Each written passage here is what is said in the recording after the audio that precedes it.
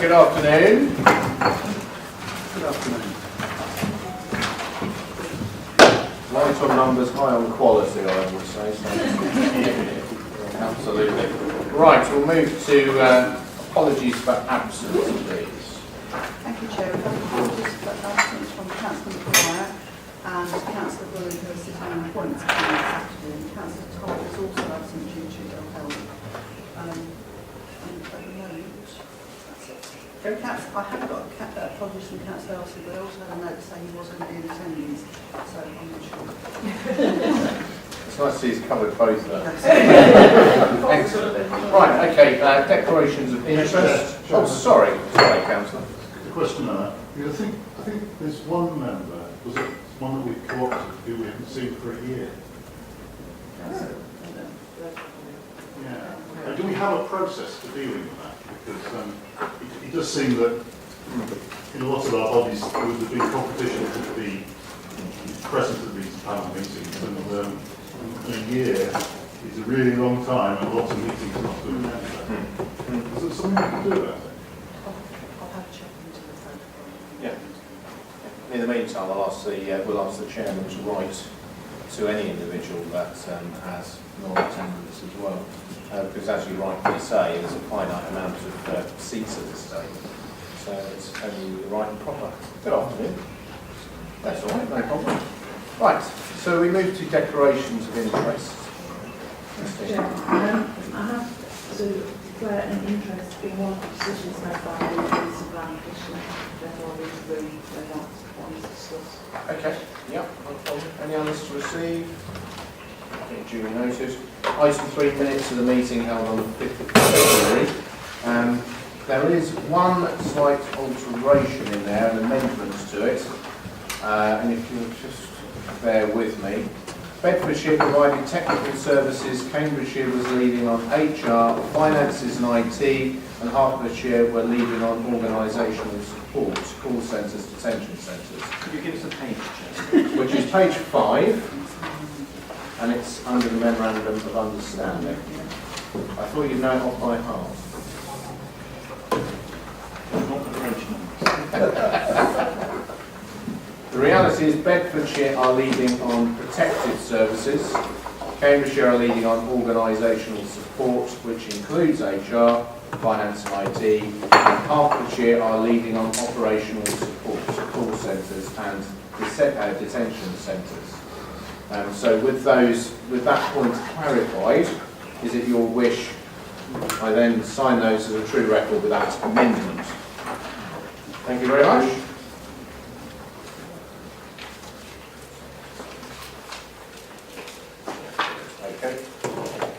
Item 4 is public questions.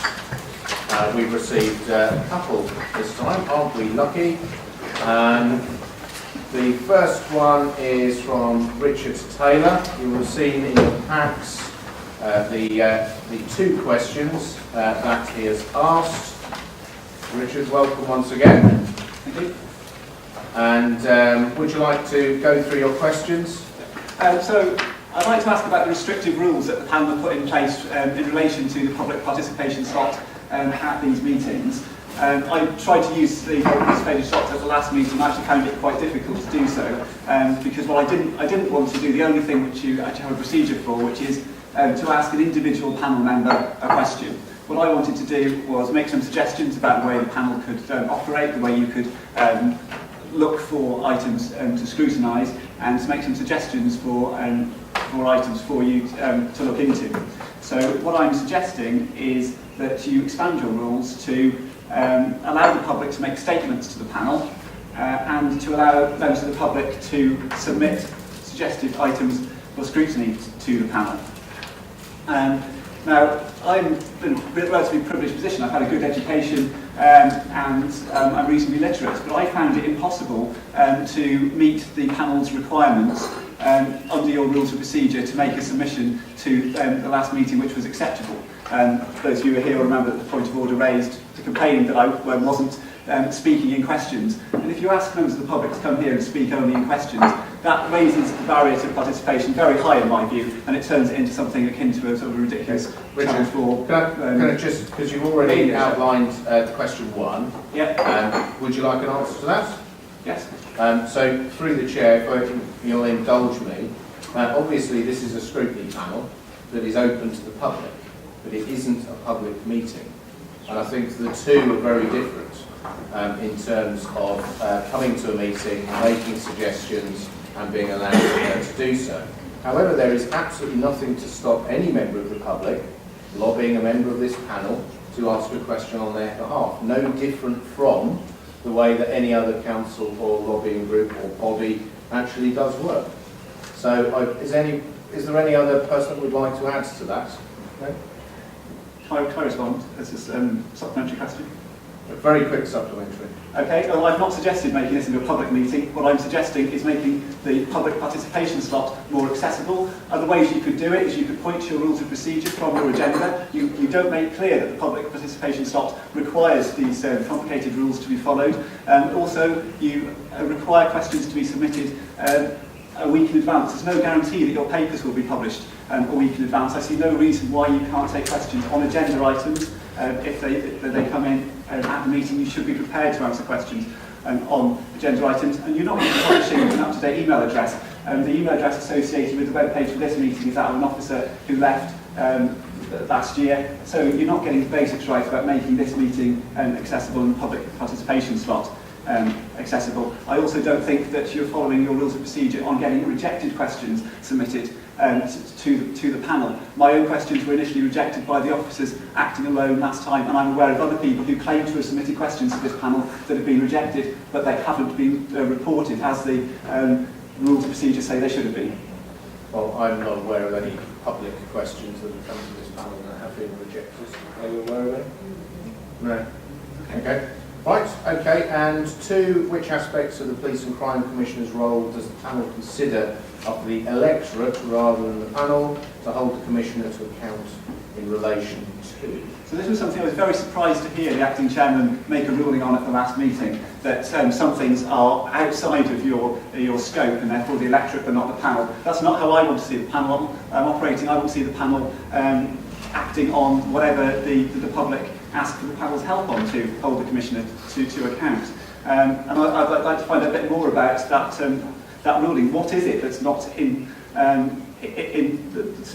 the panel's remit, and it's only for the electorate? And I've given the example there of the Commissioner's diary, which I suggested that the panel could look at the Commissioner's diary as a way of finding items to scrutinise the Commissioner on. And yet you were prepared to make a recommendation at the last meeting in relation to the upcoming events that the Commissioner's outreach officer will be attending, but you wouldn't. You rejected the idea of discussing the upcoming events which the Commissioner is attending. So I'd like to find out, but to me that seems inconsistent. So where are you drawing this boundary, and why are you drawing this boundary? I don't think from the last meeting anybody was actually drawing a boundary at all.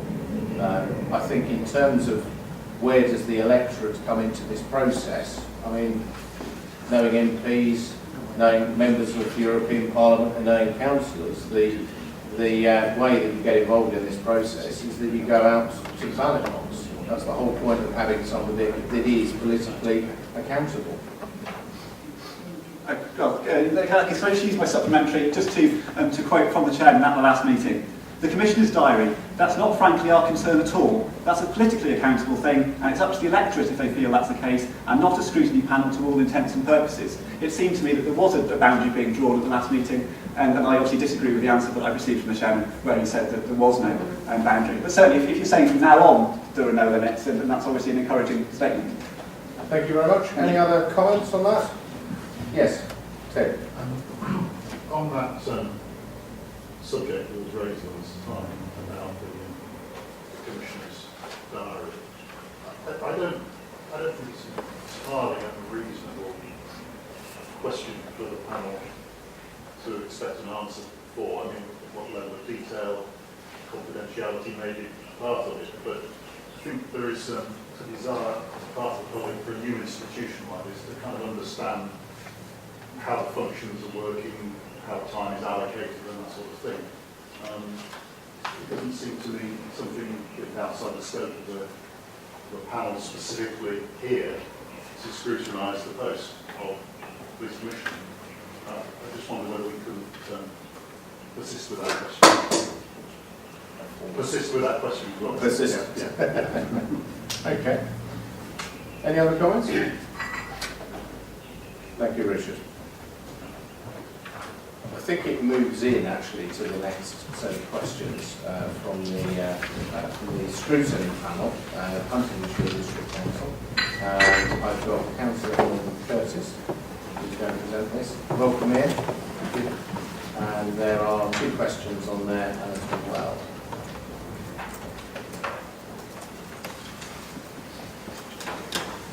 Thank you, Chairman. Members. As Chairman's indicated, I'm asking these questions on behalf of the Overview and Scrutiny Panel Social Wellbeing at HDC.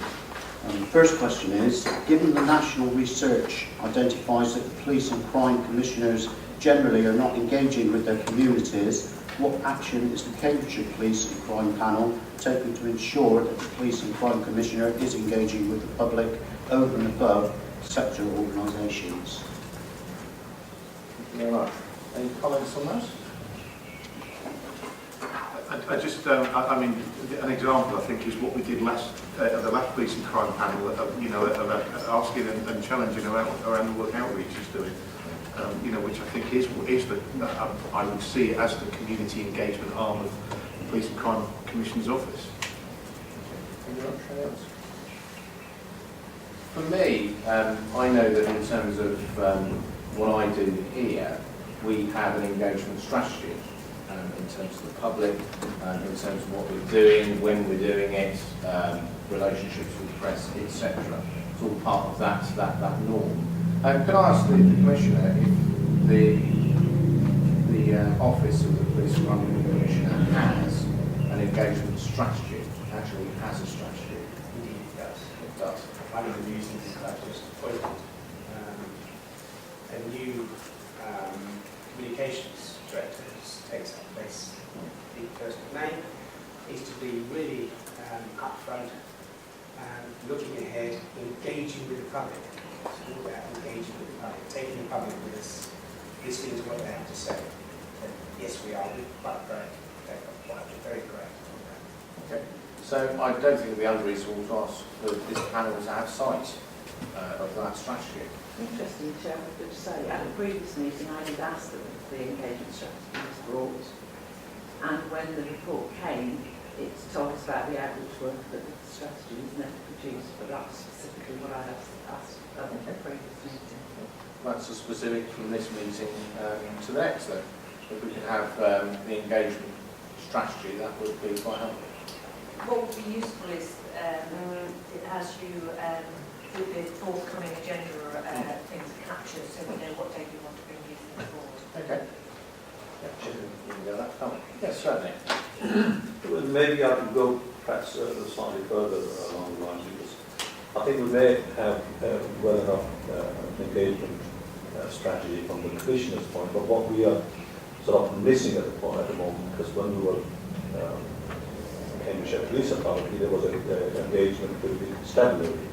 And I think that is missing, because I was going to ask one question, and I was told it's an operational question, particularly the EDL, proposed EDL march in Peterborough.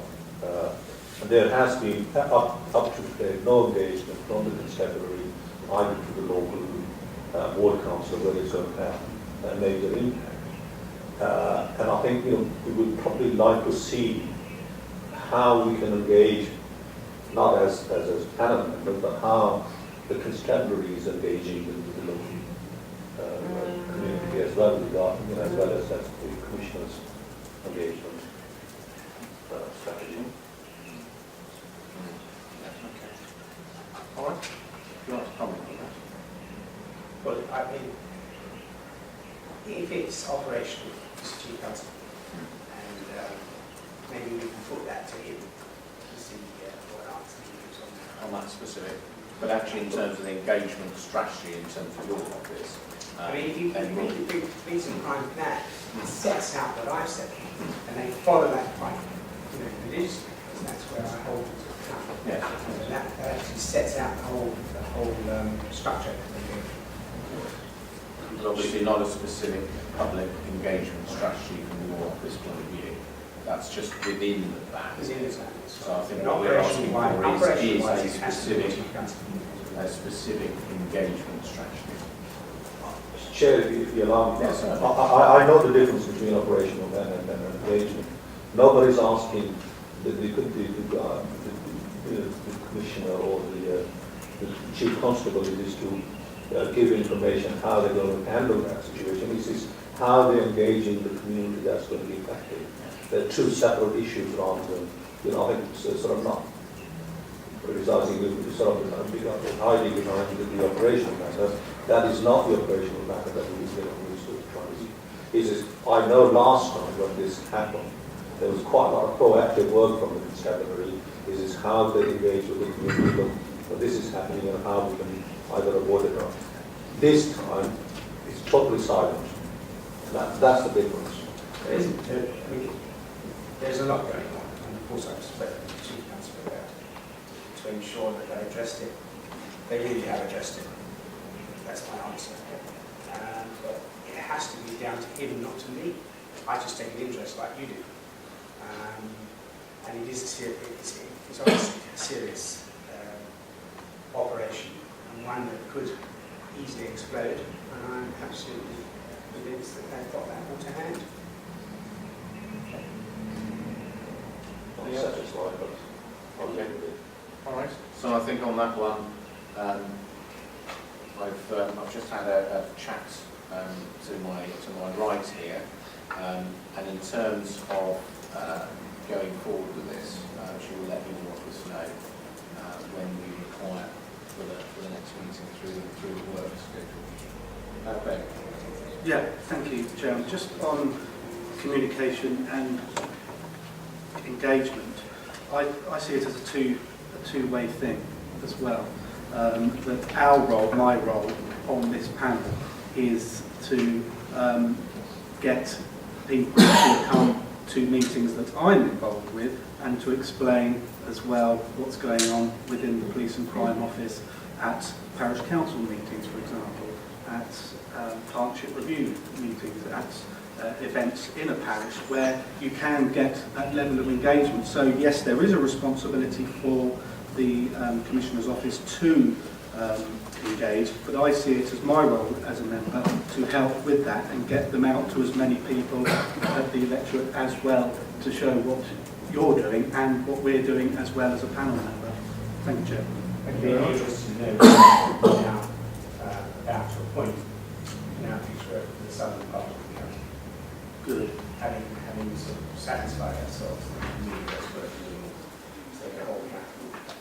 Right, excellent. We'll move this on then.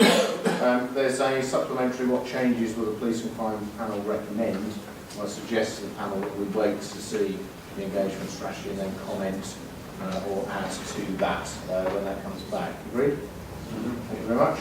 Could I just add something to what you've just been talking about? I think the police in Huntingdonshire are very proactive in the way they're working, to be honest, and I think that's a great credit to everybody. I mean, they are coming out to parishes and they are engaging with the parishes and talking, and we're finding that very helpful.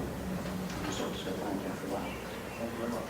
And question 2. Question 2 is the panel satisfied that the Commissioner is fully responding to public expectation by taking political decisions on priorities for funding and allocation of policing resource rather than passing them off as operational? Okay. Thank you. Any comments? Any questions? Sure. I didn't understand. I think I'd like the question again, please. Okay. Having a hard day. What's it asking for? I think, just let me, because obviously Councillor Curtis is my brother. It's not true, by the way. Only the mother can tell them apart.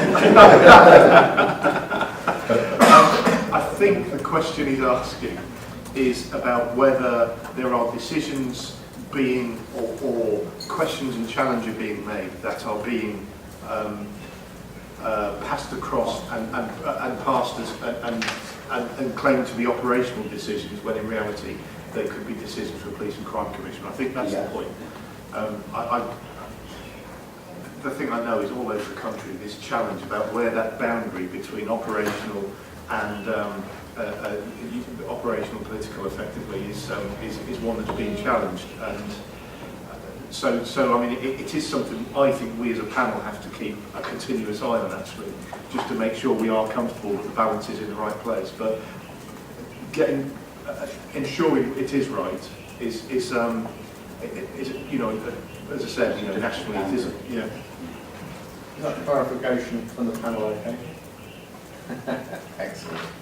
Excellent. So, in terms of that, I think one of the things that came up, if I may, from the last meeting is our role within the scrutiny process. And what are we scrutinising? How are we scrutinising it? And I think it does beg the question, although I've checked with what we are actually doing, what we are doing is covering the legality of what we should be doing as a panel. It's actually that scrutiny that I think is missing as a panel. And I think that what we need to do, therefore, is to formalise a proper scrutiny plan for our panel for the forthcoming year.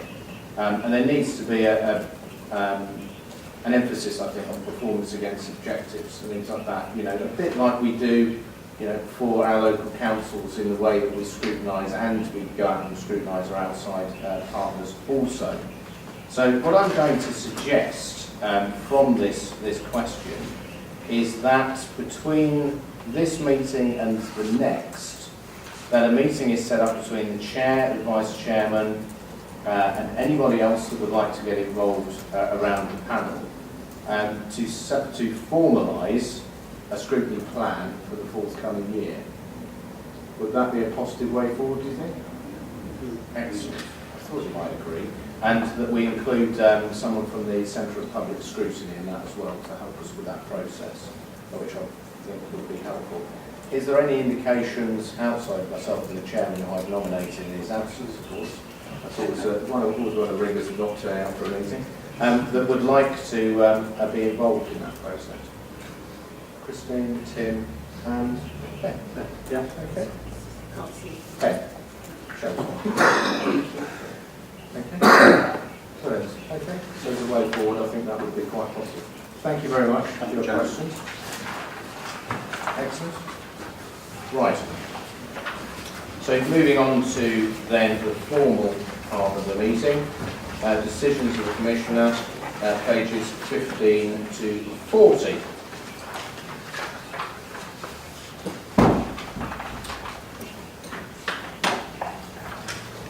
Okay, so the panel is recommended to indicate whether it would wish to further review and scrutinise decisions taken by the Police and Crime Commissioner. In these circumstances, further information will be provided for a future meeting.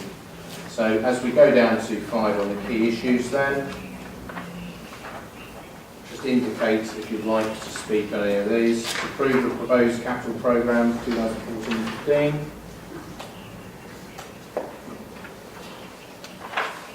Approve grant and way to Virgin Media. Completion of the motto giving Cambridgeshire County Council of Occupation Parks and Eyes Police Station. Very good.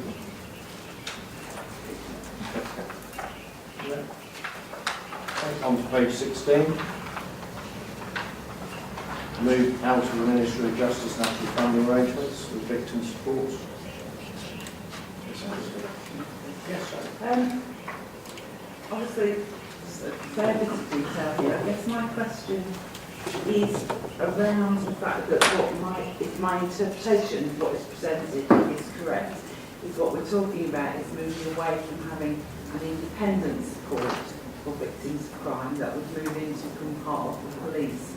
And it talks about support for people who don't want to report to the police. I guess my question is around, if people aren't going to report to the police, whether they would feel able to access support that was being provided from the police. And just that, my question is about that relationship with victim support, and whether we're losing that independent support for victims of crime. At the moment, we are a pilot scheme, and we're looking at ways in which we can do this. Now, the first thing is that the police won't be dealing with this entirely. We've got partners, we've still got the victim support organisation, we'll still be using them. The idea of the hub is to make sure that we trigger almost immediately the need for support. Now, it is very much a pilot, and we've obviously got to monitor it very carefully as to what we're doing. And we're piloting also for our partners in the Newcastle region, so they'll be looking very carefully at what we're doing as well. But the whole idea is that we trigger off very rapidly, because I was concerned about the time lag. Now, having that there, we should be picking things up literally as they happen. And then we engage with our partners. Partners will most certainly be victim support, but we will be able to extend that out to others as well. So any victim will get the support and help that they require. And the idea is to get it more rapidly than they do at the moment. And that's to be welcomed, but that initial contact will be made from within the police organisation. The police organisation will pick that up without contact being made, because they'll see a crime and they will understand that there is a problem needed there, and they will then flag this up straight away in order to get someone to talk to the public. So it won't be the police talking to you. And the hub, I say, I'm hoping we can develop that by sharing it with partners as well. At the moment, we're running it because it is a pilot, but the whole idea is we want to create that so it's arm's length, and we've got other partners in there working alongside to make sure that that works. And Dorothy actually, to give her praise, has done an awful lot of work on this nationally and piloting it through, which is why we end up as a pilot scheme in Cambridge. And we're looking very carefully at what we do and how we do it. And I say we're also being scrutinised, if you like, by the rest of the region, who are looking to us to see how it works in order that we can roll that across the whole of the region. Is that? And if I may, I mean, what you highlight is the risk of this model. The model that we have at the moment has that independence, but in terms of timely response about things like keeping people up to date, the external agency has to ring us and then keep people up. What this is trying to sort that out. So it should improve the system for many. The issue is, does it create any risk for some? We're very aware of that. What we're trying to find out at the moment through existing services is how many people are seeking that independent support. There's no indication that's large numbers, but we know that it's important to understand that. And as it writes here, we may have to keep back a certain element of independent services from the secondary provider to complement. We don't know at the moment if that's 1%, 1% or more, but as it highlights in the paper, we recognise this. I mean, I think, thank you for that. I mean, what I do welcome from this is the fact that what it appears now is that people will receive support dependent on their risk, not dependent on the crime. Whereas we've had a situation before where, you know, a young man in his 20s who has his car broken into is offered victim support, where actually he's not at all bothered. An old lady who has eggs thrown into her back front door isn't offered support. And I think to change that disparity, I think we would all welcome.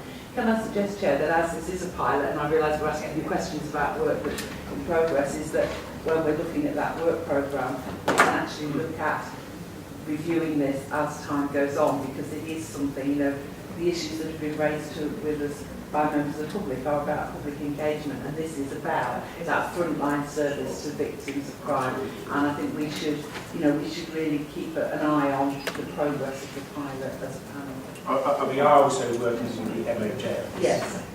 I mean, I would also say that the victim support is one of those areas that in the past has been criticised, not because of itself as an organisation, I hasten to add, but because just because people feel that victims of crime are very often ignored in the whole crime process. So if this is something new that actually starts to overcome those perceptions, I think that's important too, and it's important we keep an eye on it to make sure of that. Thank you, Raj. Can I just ask the Minister of Justice, are they happy to support this fully. Have they said so? Is there any update on that at all? Well, they've given us quite a lot of money to do it. Right. So they're obviously aware that it's happening, and that they were looking at some pilot schemes. Yeah. We are one, and obviously we're working with them on this report back, because it is an investment from their point of view as well as ours to make sure it works. We're of the opinion, what we're doing should work, but until you've done it, you don't know. But we'll be monitoring every single thing, and who knows? Our pilot might be sort of template for the rest of the day. Thank you very much. Moving further down the programme, regional disaster victim identification unit. Hopefully we won't need this, but obviously has to leave things. I visited the old one, the old nuclear bunker in Old Cumbria, obviously under new ownership now, but that used to be the regional identification place there at the time. Any comments? Transfer order to staff transfer scheme,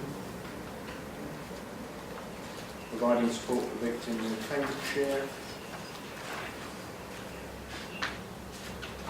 and the programme meets mobile working solutions, which are long awaited. Okay, thank you very much. So item 6 is the police and crime plan variation, 41 to 46.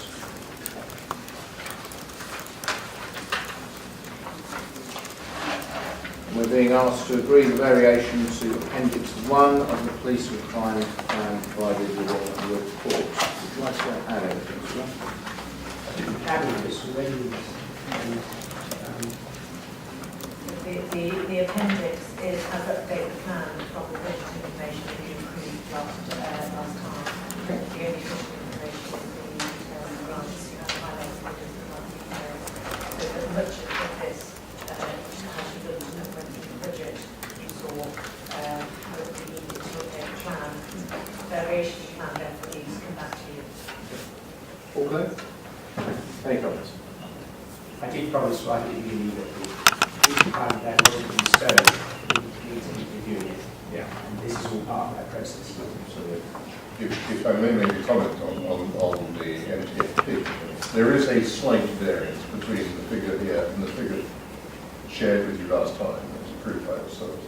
And it relates to the difference in the collection fund contribution rate, backwards and forward. It's not a matter of budgetary substance. Obviously it's useful when the collection agencies prove more successful, but nevertheless there is a bit of a variation there that's in favour, so to speak. But that's the only matter that has changed. Okay. Any comments?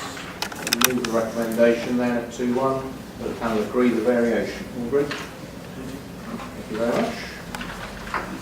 Item 7, the agenda plan, 47 to 48.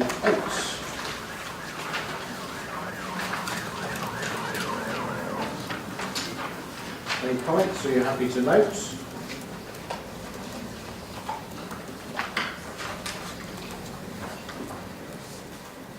Can I just, because of the conversation that was had earlier about revisiting, what we're doing over and above the statutory. Would I be right in saying this is subject to change? Yes, it is. Yes, it is. I think the first question we'd ask is actually, are the panel going forward happy with the dates and the times of these meetings? Yeah. Including anyone any issues? Right, okay. Wednesday, the 6th of November, and Tuesday, the 4th. Apart from that, you're absolutely fine. Excellent, well done. Okay, so adding in what we've already talked about in terms of having a meeting in between the two to set a scrutiny plan together, that will alter, I think, some of that as well. Because we could very well have some subgroups that we ask people to go on to further scrutinise some of the decisions. So, all in agreement? Thank you very much indeed. Excellent. I think that finally concludes the meeting. Thank you very much for your attendance. last December.